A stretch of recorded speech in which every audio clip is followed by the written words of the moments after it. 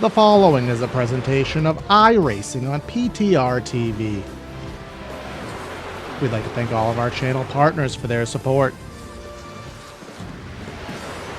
Please like and subscribe to the channel, and we hope you enjoy today's broadcast.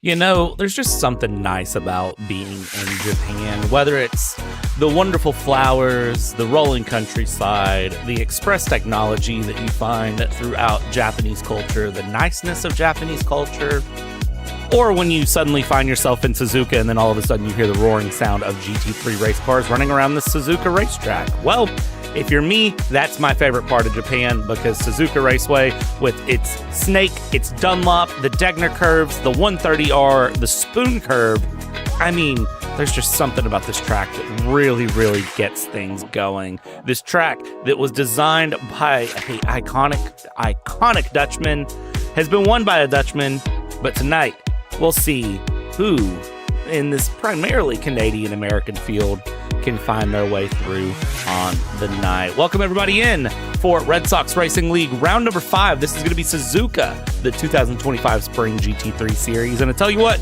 it's hard to believe we're in race number 5 of 6 on the season here. But of course, as soon as the next race is done, we go straight into the next set of 6 rounds. We're running just basically a 12-run cycle split up into 2 6-race sections. Drop weeks have been applied in points, and things are looking to get spicy for these final 2 rounds. It's going to be myself, Brad Dalton, doing the play-by-play and the production truck here. And then, of course, joining me as always is going to be one Mr. Sagar Bakshi. So, Sagar, it's Suzuka, it's Japan. This is a track that I think is going to bring some great racing here for Red Sox tonight.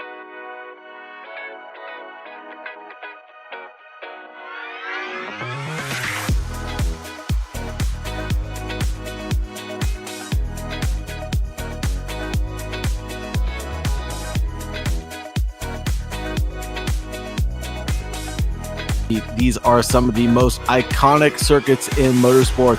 Home of Formula One, Super Formula, and GT racing. We are bound to see some exciting GT action tonight, Bradley.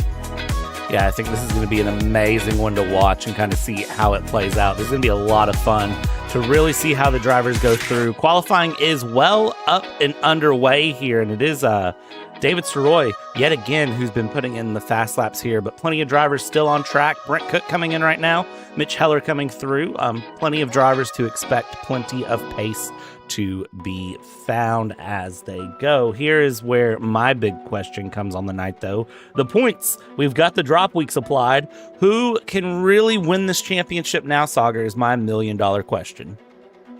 It's still mathematically undecided, if I'm not mistaken. David Soroy, though, looking pretty good at the top of the timing tower right now, but not the top of the leaderboard, if I'm not mistaken. Why don't you give us a rundown of the championship standings, Bradley, and let us know who is at the top of the standings? Yeah, and as we get these standings pulled up here, because of course I just clicked away from them because that's the best timing possible for me to click into the different thing from where I was at. But as we get these points pulled up and looking, things are looking pretty interesting, all said and done. This is just your reminder, kids, that as soon as you're going to talk about something, don't accidentally close it out, because when you do that, it doesn't work out very well. Drop weeks are applied, so things are looking good. And of course, where did I put that? Well, I can't find it.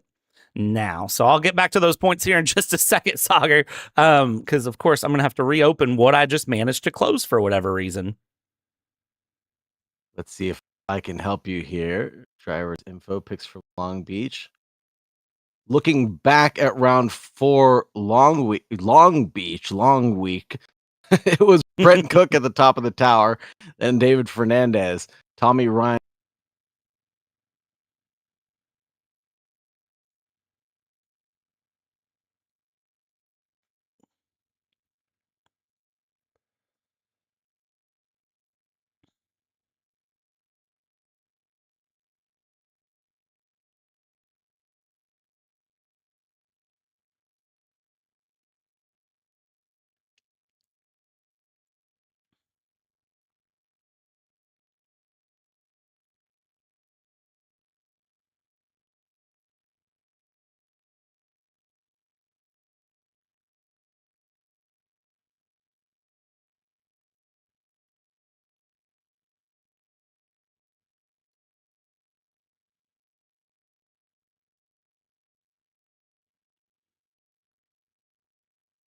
Let's see here as we go. What in the world is happening here? Minor audio thing happening. So just disregard boys and girls as it goes, because I think we're okay when it comes in. Let's see here. Let's try this one more time here, Sagar. They've been able to mostly hear you. I think there was one moment where the audio dropped. So go ahead and say like 1, 2, 3, 1, 2, 3 really quick. 1, 2, 3, 1, 2, 3. There we go. That's what I like to see audio-wise. That's much better. Okay, so now, let's get the party going here and actually get this official audio setup back and set up in the way that it needs to be, because that was a very weird one that just happened on that audio thing. But we'll get all of that fixed as it's all said and done. And as it goes through, engines are a little bit quieter here on the run this week. I can promise you there are engine sounds in the background. It is just not a lot of cars going very fast, not making a lot of noise right now. So we'll see where things land. Qualifying is almost done here, Sagar, and things are, going quick and fast and in a hurry, but I think it's going to be a really, really good race here tonight. Absolutely. Suzuka sure is one that provides with some good overtaking opportunities leading down in towards turn 1. And of course, the final corner leading down into the Casio Triangle. Like you said earlier, we have iconic corners here. 130R, 200R, the Degners, the anti-banked curve, the Casio Triangle. So the driver is shooting down the backstretch. That's exactly what it's called. Into 130R, the fast double left-hander, and into the Casio Triangle. I bet we're going to see a couple moves for position happening there, and maybe a sketchy move or two at the hairpin corner coming out of the Degners. I think it's going to be a lot of fun regardless to watch and kind of see who lands where. This is going to be a good one just to see how things land when it's all said and done. As we ride on board here for a second, just this last minute 15, we're going to enjoy some on board here with David Soroy, who is currently running through, but Brent Cook here in second place. We'll see if Brent Cook has anything to answer when it's all said and done. We saw last week was just absolute domination all the way through for David Soroy. I'm curious to see if there's anything else that can be given.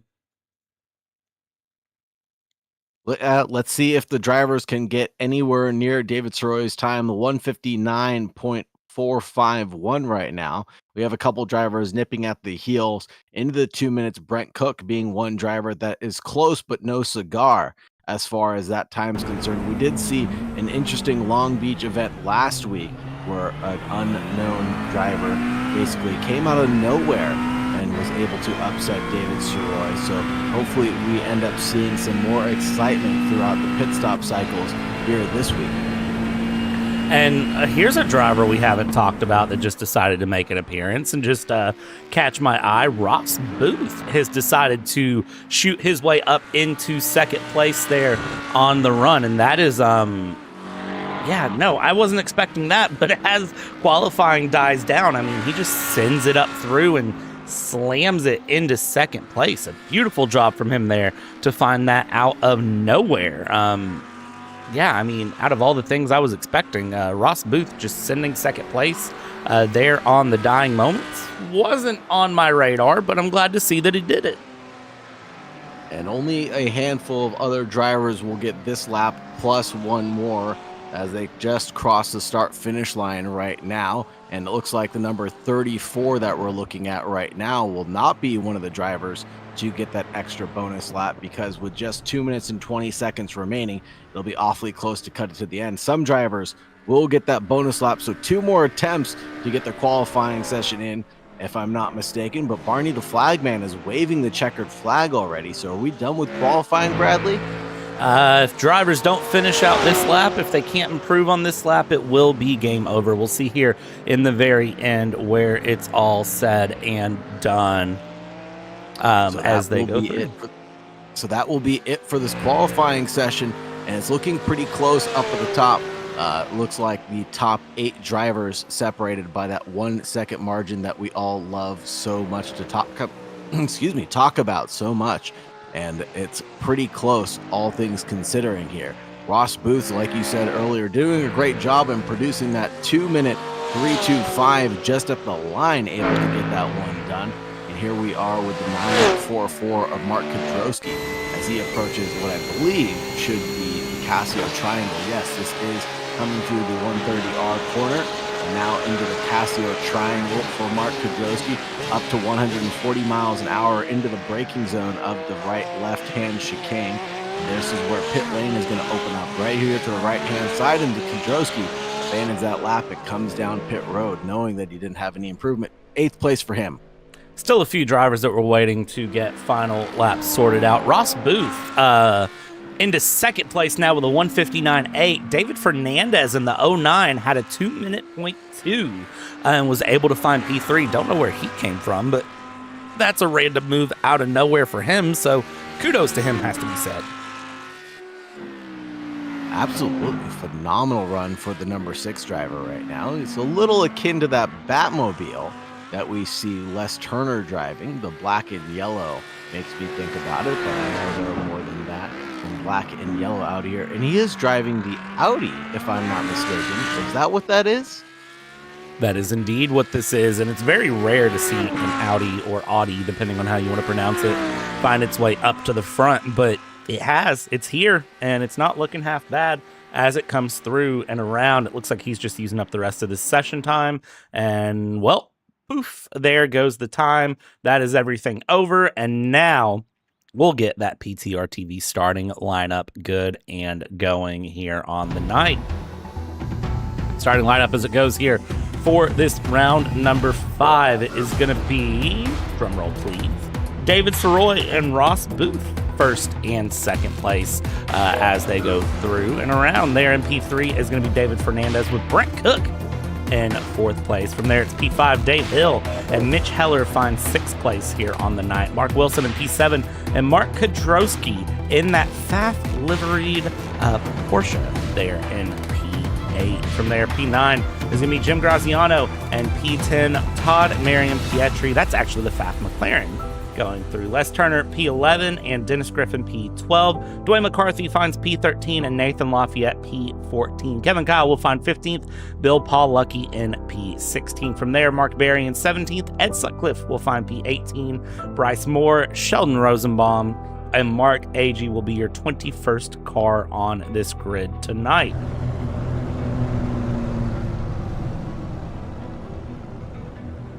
What a beautiful grid of cars that we have with all these custom liveries taking to it tonight, with 21 drivers taking to this amazing Red Sox Racing League. This is going to be a phenomenal showdown getting into the end.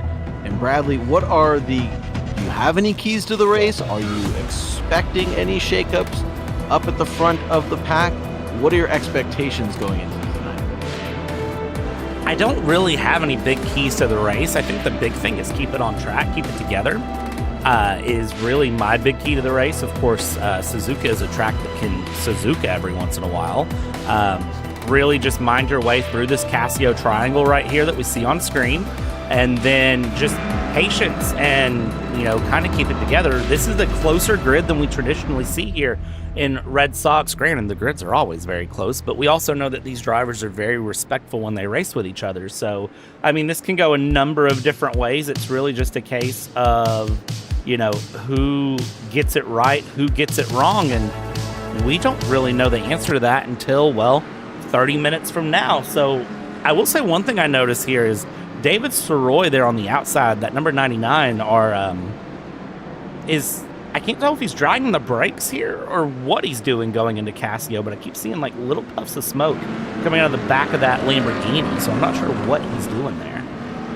I was wondering the same thing, if that was a graphical thing or if that's actually something he's intentionally doing. I'm not an iRacing expert, so I don't know if he's just rolling those brakes or not, but we're getting ready to take the green flag here in just a few moments.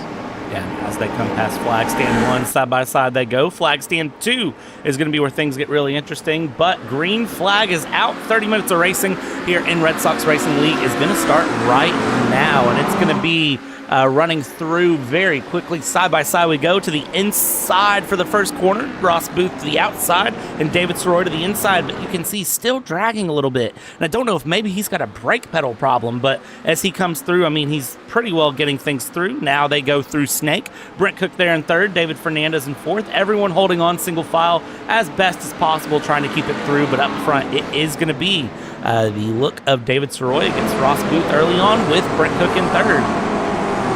Really tricky side-by-side going into turn 1. I thought that Ross Booth was going to slip out wide into the gravel, but use that runoff to absolute perfection to get through. And now we're headed down into the Degners for the first time. Drivers assaulting the curbs like madmen and have a lot of trust in their vehicles beneath them to keep that car running on the straight and narrow track that is Suzuka right now. This is a really good-looking grid right now, and we've got everybody pretty much single file and no incidences so far. And that puff of smoke keeps on coming out of that number 99, doesn't it? It does, and I don't know what's happening with that, why that's coming through, but we're going to keep our eyes on it here because, again, I don't know if maybe he's 2-foot driving and maybe accidentally dragging the brakes a little bit here, Sagar. I don't really know what's going on. He's not having the best of times, though, it seems, because he's not running away like we saw him do last week. That's very true. We're not seeing him dart away from the rest of the field. We have Ross Booth, who's definitely in contention right now and making a look towards the inside line up to the inside of 130R potentially, but no, backs out of its single file line being the order of the night for these two drivers. And we don't see the brake light coming on for that number 99 Lamborghini. So I don't think it's a braking issue per se, because he's not braking in a straight line, and maybe a couple other cars are doing the same thing right now. No, there it is again. It's super peculiar, but looking further back down the grid, it'll be Brent Cook, David Fernandez, Dave Hill, Mitch Heller, Mark Wilson, Mark Kodrowski, Jim Graziano, and Todd Marion-Pietri in the top 10. I'm hopping on this onboard really quick with Ross Booth, and I want to just ride with him for about half a lap because I'm trying to get an idea of exactly what's happening here and exactly what is causing that sort of issue, because again, I can't tell.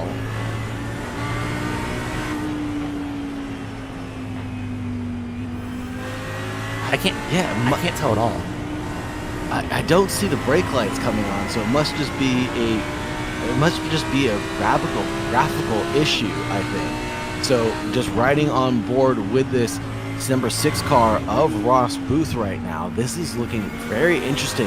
He's awfully close to the rear end of the number 99. Something like Bradley said earlier was not seen at Long Beach. The 99 really just able to run away with it from the start of this race. Ross Booth is lapping a little bit slower after that first lap, but we're obviously on the lap 2 right now, and it doesn't look like he's escaping with his life. The gap was a 201.8 to a 202.9. The actual gap right now is just 0.3 of a second separating them, so it's really anybody's ball game, especially when we have a pit stop cycle that has to be in effect here. So the drivers are mandated to take a pit stop here at the Red Sox Racing League. Fixed setup, and I believe it's 40% fuel load.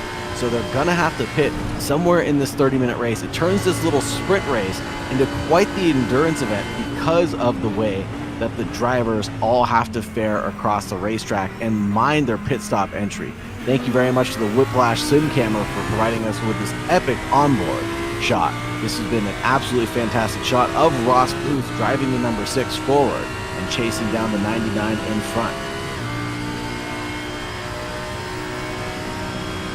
Still looking forward right now with Ross Booth as we chase down this 99, and I'm keeping an eye on those brake boards from that Lamborghini to see how he's faring, and it doesn't look like there's anything going on there.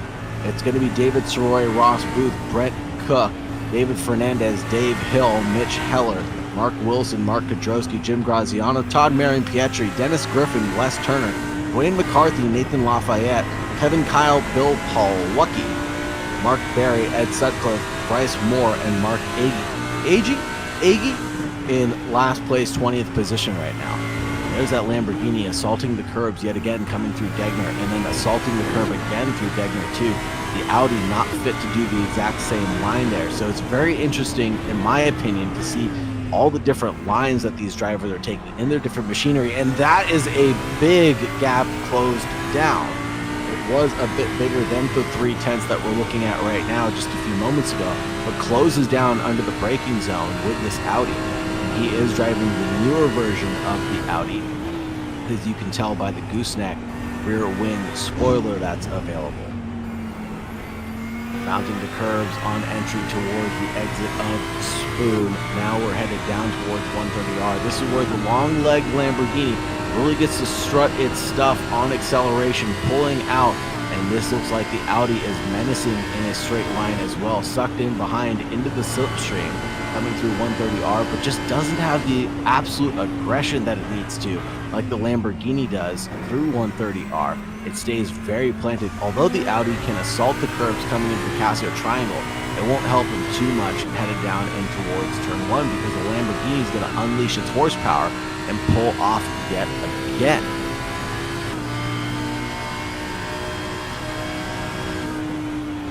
Finishing up lap 3, onto lap 4 we go. This is where it looks like Ross Booth can really use all of the track headed down in towards turn 1, and the Lamborghini just not doing the same into 1, and now coming through Snake. Things are single file line for most of the drivers. Looking further back, David Fernandez is about 3/10 away from the driver in front. That'll be Brent Cook. It's about half-second gaps everywhere else I look down the grid, but this is the battle that we want to keep an eye on for a little bit. This 3-4 car battle pack that we're watching right now. And as we watch this 3 or 4 car battle pack continue on, Mitch Heller, David Fernandez really getting the battle on in the background. Going through Mitch Heller, getting past David Fernandez for P5 there. David Fernandez, stellar qualifying lap, I have to say, from him, but he has just kind of dropped down the order. He's the only driver that's really made any moves, and unfortunately it's been in the wrong direction for him. Other ones that we've missed out on so far, Dennis Griffin has gotten past Les Turner. This is kind of a 5-car train back, starting with P8 of Mark Kodrowski as he goes through. So those are your big battles here on the night as it stands. Brent Cook here in third, I think really is going to be the next driver under pressure, but Ross Booth, I mean, just not leaving David away at all. And, you know, as we had that onboard run with him there and kind of following through, he's just, I mean, he's pushing, he's trying, and, well, he keeps peaking, just not enough to get past. No, it's been really close. The gap has slinkied to and fro from around 3/10 to around 6/10 of a second, but now it's as close as it's ever been. This is where it's going to be really important for Ross Booth to keep it calm, cool, and collected. Can he get a move down in towards turn 1? He's going to have a long straightaway to get the top speed of the Audi pulled out, but the Lamborghini presumably pulling out a better top speed. There's another look to the inside line into the braking zone. Single file is the order yet again for these two up at the front of the grid. You got to give him credit for trying at least, because, I mean, he's really finding things. You know, he's finding that little bit of a dive here, inside, outside, what he can do, but it's just not enough for him to get the pass done. Mark Kodrowski has had a spin here off in the background. We'll get a quick replay of that. Let's see if we can find exactly what happened to him here and rewind this out a bit. Well, it looks like for Kodrowski, I think he just overcooked it on his own, unfortunately, here as we go to our PTR TV replay. And Yeah, coming through turn 2, just asking a little too much of the rear tires and not able to hold on to it. Interesting. Isn't Kodrowski normally driving a Mustang? He is. It looks like he switched it out this week, so I got to wonder what's made him decide to make that change. Maybe he saw how wonderfully those Porsches were handling Long Beach and decided, well, I want to have fun like those guys. Can't blame him. The Porsche is a fun car to drive, especially if you can kind of... I want to say it's one of the easier GT3s to drive. Don't quote me on that, but it does feel easier to drive at times, in my opinion, especially, if you master it out. But on the long runs and super long runs, the handling can get a little floaty on the long run. It kind of can feel different front to back to front, depending on how things go. The Ferrari 296, hands down the easiest GT3 to drive. I'd believe that. The Mustang, probably one of the more fun ones we currently have to drive, but I usually say the McLaren and the Ferrari and the BMW. The BMW is a really good beginner GT3 car if you're just getting into it. I thought I saw Soroy getting challenged by Ross Booth there as the gap came down to around 1/10 of a second, but no, it's slinking its way back up to around 3/10 of a second. Keeping a close eye on the timing tower because, yes, the gap keeps on coming down and forward. The 999, or the 999, excuse me, and the number 6 car of Ross Booth battling it out like no other right now. And I'm glad to see that there isn't a walk-away victory for David Soroy. This could still be challenged in the pit stop cycle as well, not knowing which car can go a little bit longer on their fuel consumption. And this will pay a lot of dividends long run in this race. I know it's just 30 minutes, so long run, big asterisk next to that. But this is a pit stop event, and it's crucial to make sure that you cut that pit stop time as close as possible. Yeah, I think the one big thing that I kind of, remember with this is kind of just a pseudo endurance run when it's all said and done. You're not really looking at anything crazy. The one pit stop that is required some point during this race, some drivers will take it sooner, some drivers will take it later. You kind of watch through and see. Graziano has spun through second. Degner, he's getting back underway here, but looks like he has had a not so ideal moment as well. We'll do a quick jump back and see if we can't find exactly what happened with Graziano to cause that spin as he goes through. So this is through second Degner. That's first Degner, and now into second Degner, and it looks like, again, just maybe asking a little bit too much of the car for what it wanted to offer there, and then able to get the car back spun around without too much of an issue. We'll jump back and take a little bit different of an angle here. This is looking into the perspective from the rear, and yeah, I think just asking a little bit too much of the rear tires of the Porsche GT3, and unfortunately just a little bit of a wall tap, but nothing too serious. That's just a Porsche doing Porsche things in its natural habitat, trying to kill you with the rear end, in my opinion. Those things are awfully volatile when you get on the accelerator, aka the loud pedal, a little too soon in these vehicles, and you don't upshift appropriately to get the wheel spin down. That's just a dangerous combination. We're looking at the 303 of Mitch Heller and Dave Hill, the battle for 4th and 5th. Dave Hill driving the number 13 Ford Mustang, half as ever, and sitting pretty well right now, about 5.7 off the grid of the leader right now, but awfully close to the car in front. That would be Brent Cook, maybe about a second separated. Yeah, and as we watch this battle continue through, look at this side-by-side McLaren versus Mustang. How does that come out? Well, Brent Cook is able to hold off Mitch Heller, but I tell you what, we know both of these, or that's Dave Hill, sorry, Mustang versus McLaren. Looking at the wrong way, Mitch Heller, Dave Hill going through. We know that Mitch Heller's fast in that McLaren. It's kind of interesting to see him sort of on the back foot this week, it feels like, which is, it's funny when you say Mitch Heller's on the back foot because he's in 4th place and not out in the lead. Ross Booth has gotten past David Soroy. We missed that one. We'll see if we can't pick up a quick replay of how that happened. I believe that happened while Graziano was running through. So let's see if I can't find where that one came through. Here, quick replay of it here as they went. So they went side by side down, and this is coming down in towards Casio Triangle, I believe, if I can tell my sections of the track correct. And yeah, just right there on the outside, pretty as you please. Ooh, and I wonder if that move will go to the stewards. A pass off track, maybe, get thrown out there for the 6 on the 99. He was flirting with track limits, to say the least. It could have been awfully close. It could have been a lot closer to riding the curbing as well.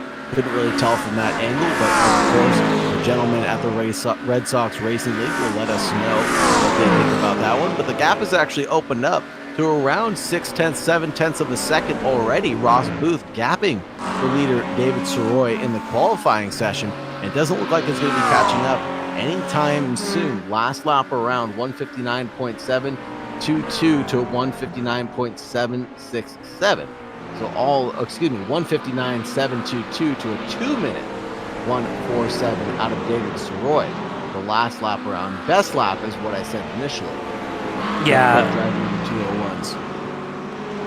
It's interesting to see the pace difference really coming out here, in my opinion, especially seeing Mitch Heller 2-minute 0.9, Britt Cook in the 201s here, but Britt Cook still has pulled out a little bit of pace here and is trying to hold off, Mitch Heller, Dave Hill, David Fernandez as much as possible. Already have a couple of pit stops coming in here. Ed Sutcliffe, the first one to really, I think, make a scheduled stop. We're half race distance, believe it or not. If you can believe that 15 minutes of this race has went so quick, so no surprise to me to see Sutcliffe hitting now. We'll see long term where he finds himself. Mitch Heller, Dave Hill, David Fernandez, these three continuing to kind of keep pressure on each other. But up front, Ross Booth, David Soroy, 1.2 seconds, and gap is opening as they stand. Few other battles to look at through the field here on the night. Dennis Griffin currently 7.5 seconds back from Mark Wilson, is going to try to find some time, some distance there, but I mean 7.5 seconds opening up in 15 minutes there between these two, that is going to create a big gap when it's all said and done. Yeah, and we haven't even gotten to the finale of the pit stops for the leaders yet, so who knows where these cars are actually going to come out. Pit stop cycles have looked pretty good for the ones that have, like you said, Marion Pietri, Kudrowski, Ed Sutcliffe, 9 seconds apiece basically for the first two drivers, and then 9.6 for Ed Sutcliffe. That's how much time you can gain or lose in the pit stop cycle, up to and including 1 entire second. And we're basically running the exact same strategy, folks. Run it to about the halfway mark, pit as late as possible, etc., fuel till the end of the race. You really only need 15 minutes of fuel per se. We've heard some drivers cutting it as close as, well, I couldn't even do the bonus lap to bring it home into the pits at the end. Yeah, and the bonus lap used to be tradition here at Red Sox. They did kind of silently make that not as required running through races, but it is something that drivers still, they stick very much to trying to bring in that lap through and out, because it's something that they enjoy, I find, getting that additional lap in. So you'll see a lot of times drivers will try to make that lap happen and bring it through regardless. So as we watch here, the battle on screen, Mitch Heller, Dave Hill, gap 0.2 of a second going between them as Mitch Heller is trying to close the gap down to Brent Cook, which was under a second. It's now up to about 1.5 seconds as they stand, continuing to push, continuing to apply pressure with just 12.5 minutes left to go in this race. The big question is, if you're Dave Hill, what do you have to give at this point? What can you really find in your car that you didn't have before? As we hop on board here, heading through down the hill underneath the Panasonic banner, and we just try to find any pace in this Mustang to go against the McLaren, just little by little,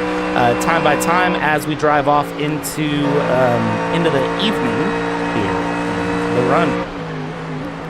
Beautiful. We'll see the lights become illuminated on the Ferris wheel right now as the weather pops up for us. Air is 70 degrees Fahrenheit, track temperature 72 degrees Fahrenheit, humidity 70.75 with wind coming in at 11 miles per hour. Track moisture is 0%, no moisture to be found. With the present time of 6:51 p.m., we are headed into the twilight zone. Yeah, twilight is so nice here too as it goes. You start to see those headlights illuminate, and the cars really become dependent on those headlights as they go, and that is what makes things get really interesting here near the end as we follow along.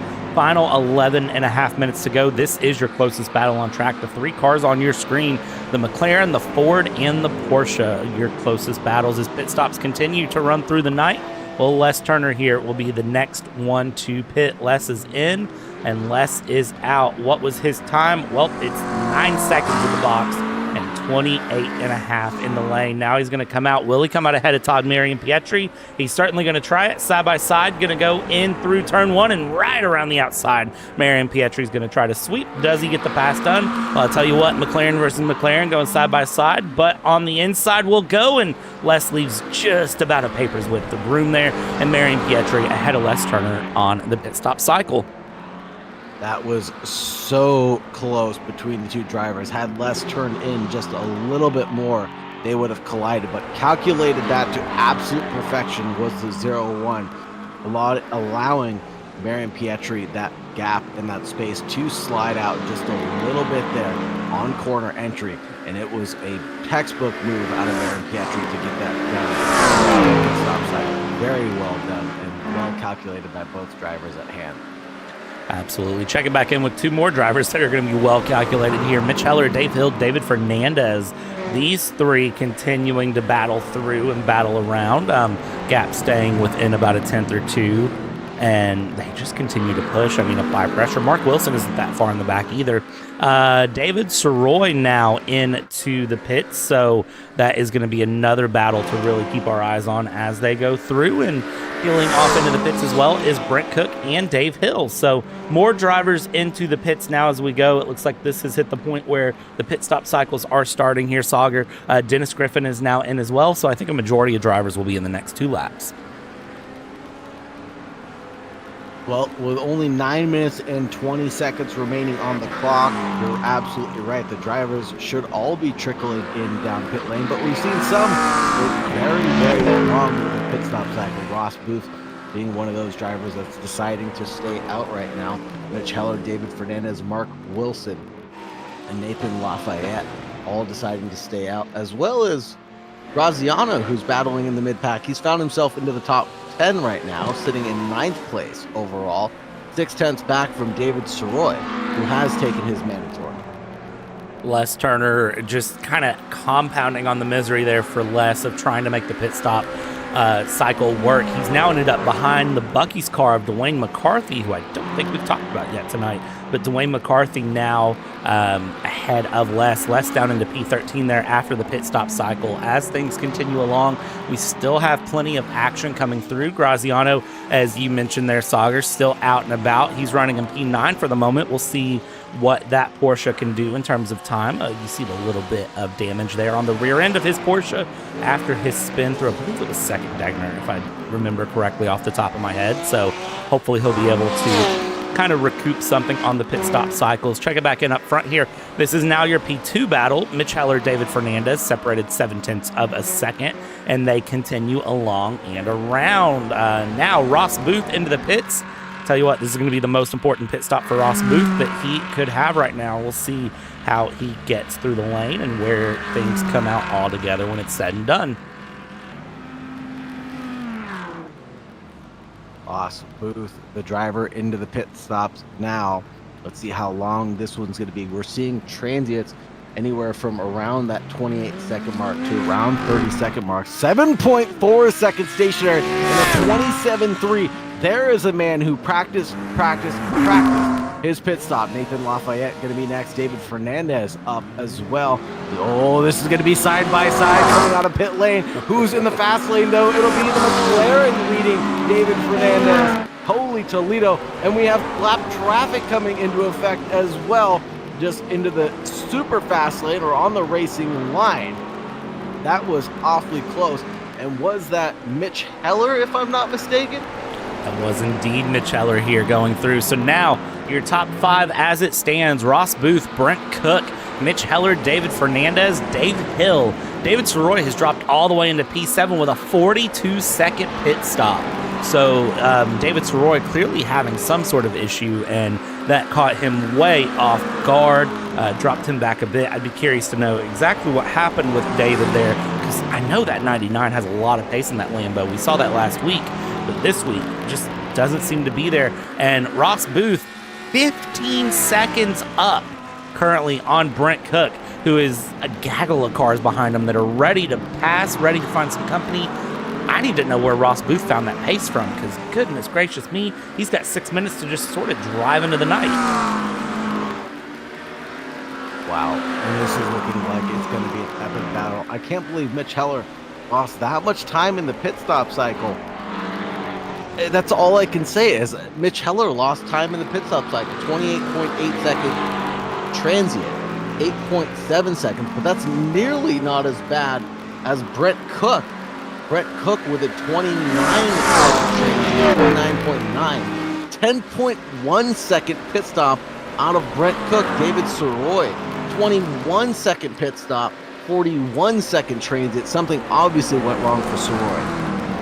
Yeah, something unfortunate there happening. Not the ideal either for him, but unfortunately, I think that's just going to kind of be where he finds himself when it's said and done. This three-car battle for second place as it stands right now. Brent Cook, Mitch Heller, David Fernandez. This battle is going to go on for another 5 minutes. I think the million-dollar question on the night is, well, who comes out ahead when it's all said and done? And the answer I have for anyone and everyone is I don't really know, because this is going to be an interesting one to watch. Something has happened with Mark Wilson. Mark Wilson has had a unfortunate moment here. We're going to go back and see if we can't find what happened with Mark Wilson. And I can tell you right now, it's not pretty. And it's even worse here. As soon as I can get things to cooperate, we'll get a quick run back here of what happened with him, because it's not pretty here. So here is your replay on what happened. And you can see he came together there, slides, and comes right back out into traffic there. I mean, that is the most unfortunate thing you could have happen in that moment. And his race done and dusted, unfortunately. And we'll get one more good replay of that here, actually, because that is him coming together with, I'm trying to tell who that was the first time that he hit. David Soroy. That was David Soroy, yeah. So that's him and David Soroy. And then when he comes out, that is Mark Wilson that he hits there when he comes through. So we'll watch, that is Dave Hill that he connects with in the Mustang. So we'll find what happened there with Dave Hill as we watch Dave Hill running through. So this is Dave Hill. And again, Dave Hill just kind of minding his own beeswax. And I mean, a car pops in front of you, nothing you can do. Just absolutely minding his own business, completely oblivious to the fact that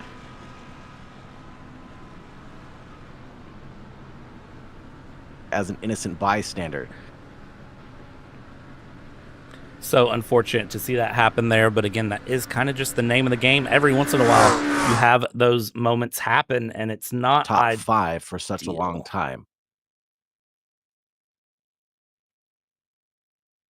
See here as we get things back up with about 3 minutes left to go, and we'll focus back in on this mid-pack battle as they continue along here and go through. This is again Brent Cook, Mitch Heller, David Fernandez that continue to battle it out here for P3 as it's all kind of running through. We're not far from the end of this race here, Sauger. No, we're not. Just 3 minutes. About 3 minutes left in this race. Ross Booth leads on lap 14. Brent Cook, Mitch Heller, David Fernandez, David Soroy, Dennis Griffin, and Dwayne McCarthy, Todd Marinkesh, and Les Lafayette to round out your top 10. Then Kevin Kyle, Jim Graziano, Bill Paul Lucky, Mark Barry, and Bryce Moore will be your 15th driver. Yeah, and as we watch these drivers continue their final runs through here on the night, just a couple of minutes left to go in this session.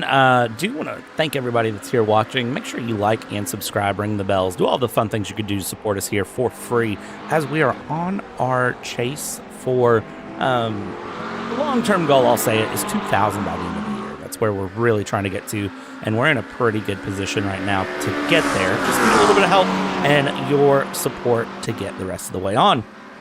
Not much time left in this race, Sauger, at all, as we look on this battle that continues with Brent Cook, Mitch Heller.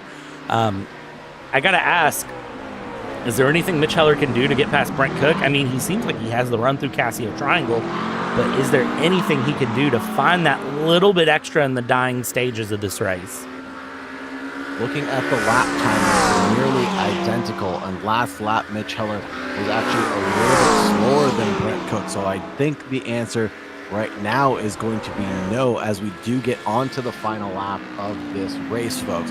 Barney the flagman waving that white flag high and proud for us, letting us know that this is going to be all for naught, folks. It's going to be the last opportunity for Mitch Heller to get past Brent Cook. David Fernandez just happy with that 4th place, but it's all been down to Ross Booth leading the charge pretty much from, well, I won't say from start to finish, because we had David Soroy leading us at the green flag for a few laps, but something just did not go right for him. Even before that contact that he had, something was just not going right for him. Indeed, and it's hard to tell what that is going through, but something, as you said, just not working here. And as we get these final runs through, Ross Booth, I mean, just an absolutely great run on the night. Mitch Heller trying to find one more little look there on Brent Cook and trying to find something through. Not able to find the pass there yet. David Fernandez there behind in 4th place. Would love a podium position. I think just a little too far back to really make something stick. But as we check in with Ross Booth here, who is heading down towards the Casio Triangle for the final time. I mean, he was able to get past David Soroy, and once he did, it was taking off. It was a Lamborghini last week. It was an Audi this week.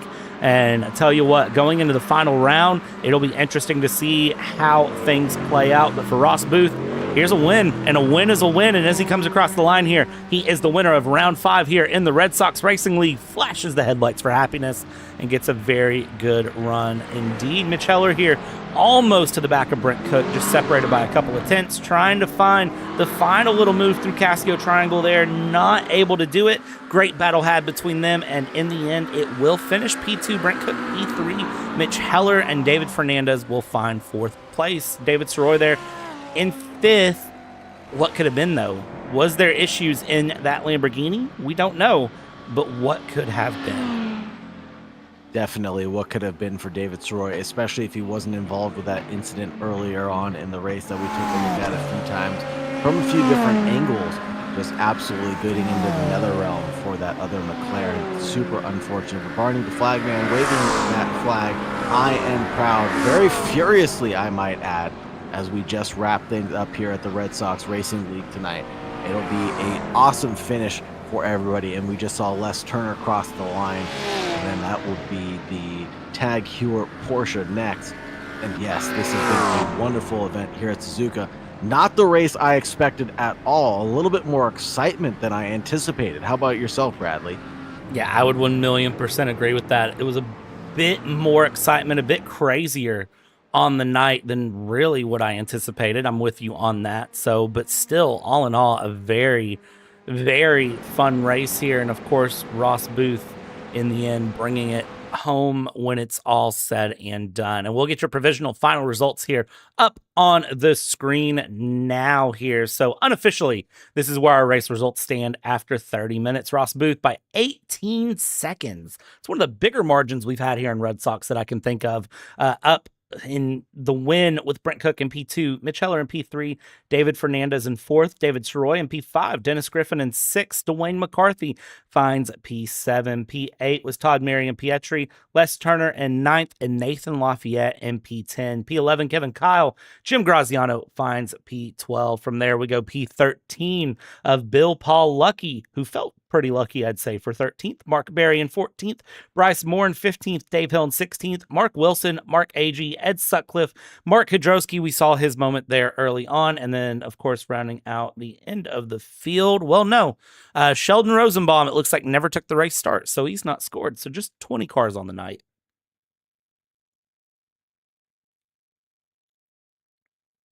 It looks like we do have one interviewee waiting to be dragged in. That'll be Brent Cook, ready for a post-race interview. Brent was able to finish 2nd place, and I'm eager to talk to him about his 10.1 second pit stop and figure out what happened there. Yeah, let's grab Brent Cook here and let's take a look. And Sauter, yeah, let's find out what happened with that pit stop. Kind of interested to see exactly what happened there for Brent's race. I mean, still, I think having a pretty good result when it's all said and done. Yeah. How you guys doing? Not too bad, Brent. How are you? Not too bad. Glad to be back after a week off or 2 weeks off. I wasn't there for the last race, so Yeah, man, it, it was a good run through, but I think me and Sagar have the dying question of your pit stop was a bit longer than everyone else's. What happened with that pit stop? uh, it's funny. I've been having pit stop problems with not getting a lot of fuel, and then I come to find out my race labs had pit turned on with only a half a lap, and I never knew that. So now it did the full lap extra of fuel. So I'm guessing that's why it was longer than normal. But I felt like it was a pretty good pit stop, other than maybe the fuel took a little longer. And Suzuka is a long track, being 3.6 miles long or 5.8 kilometers. So yeah, I completely understand that extra second or two would basically be getting fueled up for about, what do you say, 2.4 liters? Honestly, I wasn't even looking. I was just watching the flag, so I knew when I could go. And what about that battle between yourself and Mitch Heller towards the line? You get a little sweaty palm action going on when Mitch was catching back up to you? I'll be honest, I was my normal smooth self was falling apart. I was overdriving the car because he was making me nervous back there. I'd figure another lap or two, and he probably could have figured out a play. But you guys know, catching somebody is a whole different ballgame than passing him, and we were so closely matched. He might have been able to, maybe not. I don't know. I'll be honest, I was watching David Fernandez more than anybody because with the championship battle going on, he's right behind me in second place, I think. Wow, this has been an exciting night for sure, Brent Cook. Thank you very much for joining us, sir. Yeah. It's always a pleasure to watch you guys race here at the Red Sox Racing League, so thank you very much for putting on another wonderful show for us. Is there anybody else that you want to thank or anybody that you want to mention before we start pulling in Mitch Heller or Ross Booth? Yeah, I think I better thank my wife for letting me play on the computer so much. So she's usually watching your stream. So if you're there, honey, love you. Remember to tell your wife to like, subscribe, ring the bell, all that good stuff for future notifications here at PTR TV. Hey, before you go, what happened to David Soroy's? Do you guys know? Long pit stop for David Soroy. Okay. He ended up with a 21.1 second pit stop and a 41 second transient. Not sure exactly what happened there, but yeah, just a terrible pit stop for Soroy this time. Okay. Well, you guys have a good night, man. Take care. Take care, Brent. All right. Who do you want to talk to next, Bradley? Do you want to talk to Mitch Heller or Ross Booth? I think we pull in our race winner, Ross Booth, and just kind of see how he's feeling here. Ross, I mean, I know that you're fast, but man, I mean, you could have given somebody a little bit of a chance on the night. 18-second gap to win it. Yeah, Suzuka's one of my better ones. I like this play, especially in the Audi. It's so nimble here through the first section of the track. It's just really, really fast. But yeah, that was a fun race with David there for the first 5, 6, 7 laps or whatever it was, and yeah. Do you know what happened to David by chance, Ross? I do not. I know he wasn't there after the pit stop, so something might have sped or something in pit lane. Not too sure. We'll have to investigate. Well, the mystery will still be out there for us to try to decipher as the night goes on, but Soroy with a terribly long pit stop, unfortunately, like you said, just was no longer in existence. Dropped down almost out of the top 10 even with that pit stop that he had, finished in 5th place overall. But enough about P5, let's talk about P1. At any point in time, were you concerned, or did you feel like you had the pace and you were able to get around Soroy on pace alone? Yeah, just sort of biding my time behind him there. He had a really great qualifying lap there, and just trying to see where he was strong and where he was weak, and was finally able to sort of set him up at a 130 or at a the one before 130R. Yeah.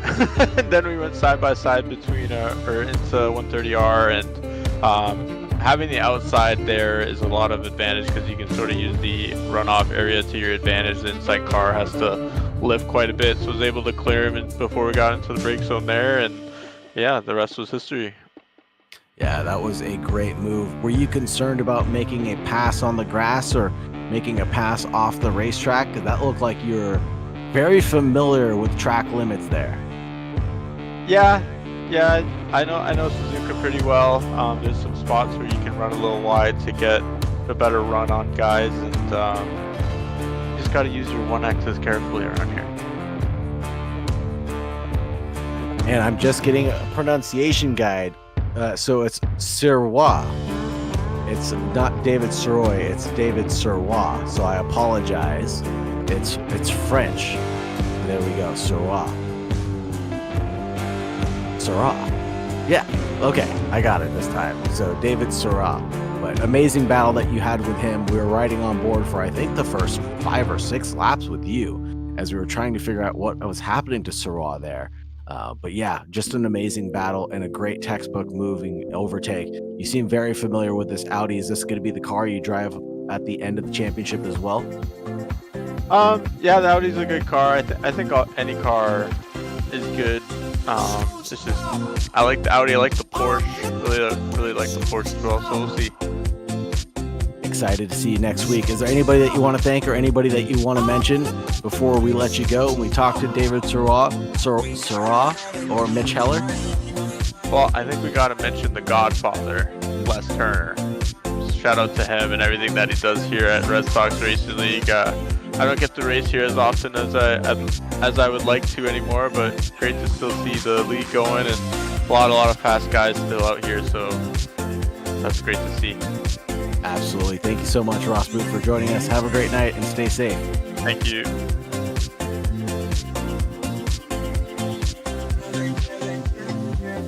Let's pull in our third place driver.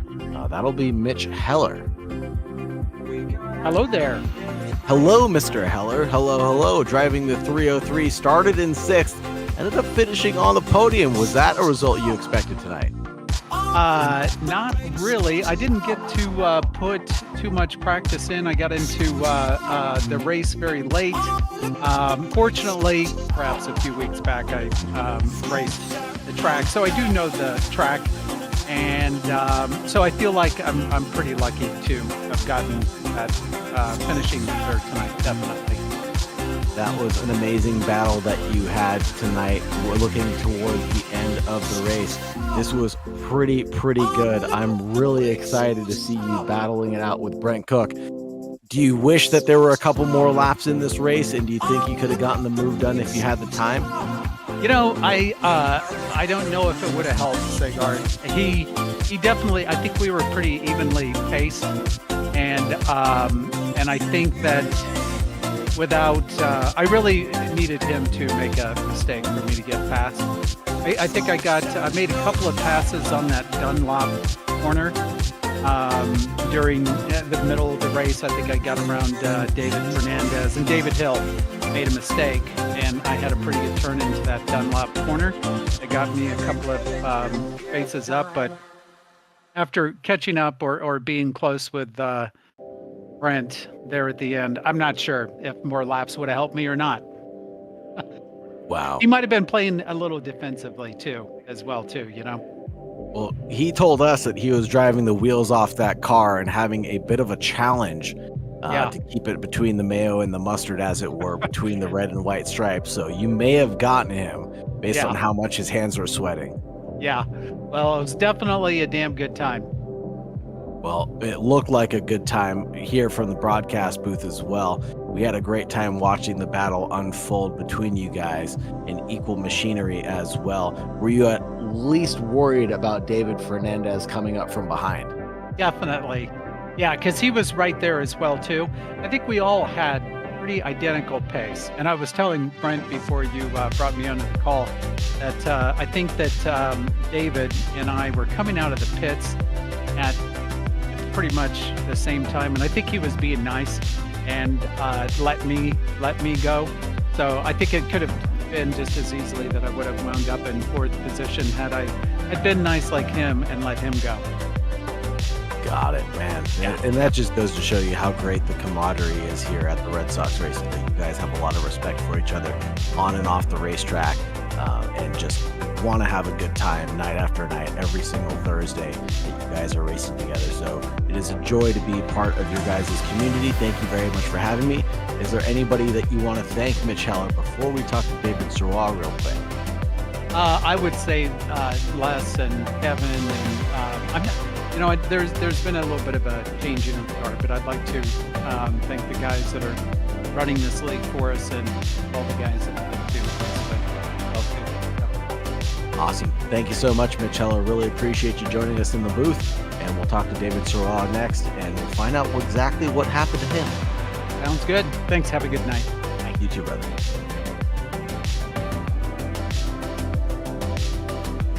And David Sirois. Hey guys. Hey, how are you doing, my friend? No, I'm fine. I'm just sad for Mark Wilson and Dave Hill, who was involved in the crash. I'm partly responsible. We did see that accident on stream, so we know exactly what you're talking about, leading into the Casio Triangle coming out of 130R, but you had a great race, started in first, finished fifth, unfortunately. But what happened during your pit stop cycle? That's what we're really here to talk to you about. I decided to change my tires. I was goodness gracious. I was thinking I was going to lose 7 or 8 seconds and come back on track in 4th place and maybe fight for 3rd or 2nd. I wanted to try it, but finally I went back in 8th spot, and I tried something on Mark Wilson in the chicane. He was not completely to the left. I was not expecting that, and we touched just a bit on the braking, and you know what happened next. Yeah, it was a tragic incident, but yeah, thank you very much for letting us know what happened during your pit stop cycle. It's very interesting to find out exactly what went down there. We just were not expecting it because you were in the battle for the lead of the race, but it sounds like you succeeded that position to Ross Booth there after not too long. And just an interesting race and an interesting turn of events. Thank you so much for joining us, sir. Is there anybody that you want to thank or anybody that you want to mention before we close things out? You guys, you're doing a fantastic job, and also Les Turner, who was putting this all together. It is very fun to race with you guys. Thank you very much. Really appreciate you, Sirois. Have a great night and stay safe out there. See you next time. See you next time. Well, Bradley, I think that's going to close things out for us here. That's all the interviewees come and gone, done and dusted. It's been a beautiful night here at Suzuka, watching the sun set over the Japanese hills. It's been my pleasure to join you. Thank you so much, everybody. Have a wonderful night. And as always, make sure you stay safe out there.